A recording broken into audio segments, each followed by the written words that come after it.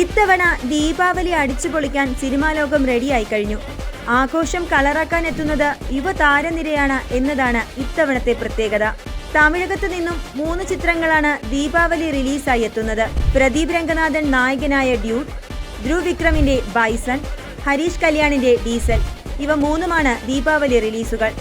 3 ചിത്രങ്ങളും ഒക്ടോബർ 17-ന് റിലീസാകും. 100 കോടി ക്ലബിൽ കയറിയ ഡ്രാഗനു ശേഷം പ്രദീപ് രംഗനാഥൻ നായകനാകുന്ന ചിത്രമാണ് ഡ്യൂഡ്. ദീപാവലി ആഘോഷമാക്കാനുള്ള എല്ലാ ചേരുവകളും ചിത്രത്തിലുണ്ടെന്നാണ് ട്രെയിലറിൽ നിന്നും വ്യക്തമാകുന്നത്. മലയാളത്തിൽ നിന്നും മമിത ബൈജു ചിത്രത്തിൽ നായികയായി എത്തുന്നുണ്ട്. നവാഗതനായ കീർത്തീശ്വരനാണ് ഡ്യൂഡിന്റെ സംവിധായകൻ. മൈത്രി മൂവി മേക്കേഴ്സ് ആണ് നിർമ്മാണം. പ്രശസ്ത നിർമ്മാണ കമ്പനിയായ E4 എന്റർടൈൻമെന്റ്സ് ആണ് ചിത്രം കേരളത്തിലേക്ക് എത്തിക്കുന്നത്. മാരി സെൽവരാജ് സംവിധാനം ചെയ്യുന്ന ബൈസൺ ആണ് ദീപാവലി റിലീസുകളിൽ അടുത്തത്.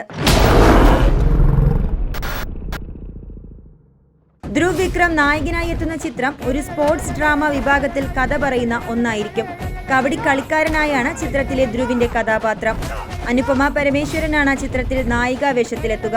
മലയാളത്തിൽ നിന്നും രജീഷ വിജയനും ലാലും ബൈസണിൽ പ്രധാന വേഷം ചെയ്യുന്നുണ്ട്. വെറും 3 ചിത്രങ്ങൾ കൊണ്ട് തന്നെ ശ്രദ്ധ നേടിയ താരമാണ് തമിഴ് സൂപ്പർ താരം വിക്രമിന്റെ മകൻ കൂടിയായ ധ്രുവ്. പാ രഞ്ജിത്തിന്റെ നീലം പ്രൊഡക്ഷൻസ് ആണ് ബൈസണിന്റെ നിർമ്മാണം.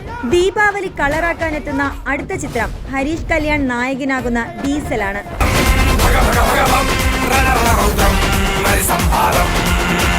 പാർക്കിംഗ്, ലബ്ബർ പന്ത് എന്നീ ഹിറ്റ് ചിത്രങ്ങൾക്കു ശേഷം ഹരീഷ് കല്യാൺ നായകനാകുന്ന ചിത്രമാണിത്. ഷൺമുഖം മുത്തുസ്വാമിയാണ് ഡീസൽ സംവിധാനം ചെയ്തിരിക്കുന്നത്. ചിത്രം ഒരു കംപ്ലീറ്റ് ആക്ഷൻ എന്റർടൈനർ ആയിരിക്കും. പെട്രോളും ഡീസലും ഇല്ലാതെ വന്നാൽ 24 മണിക്കൂറിനുള്ളിൽ ലോകം നിശ്ചലമാകുമെന്നും ഇതുവരെ ആരും കടന്നു ചെല്ലാത്ത ഡീസൽ മാഫിയയുടെ കാണാ കഥകളാണ് ചിത്രത്തിൽ അവതരിപ്പിച്ചിരിക്കുന്നതെന്നും സംവിധായകൻ ഷൺമുഖം മുത്തുസ്വാമി പറയുന്നു.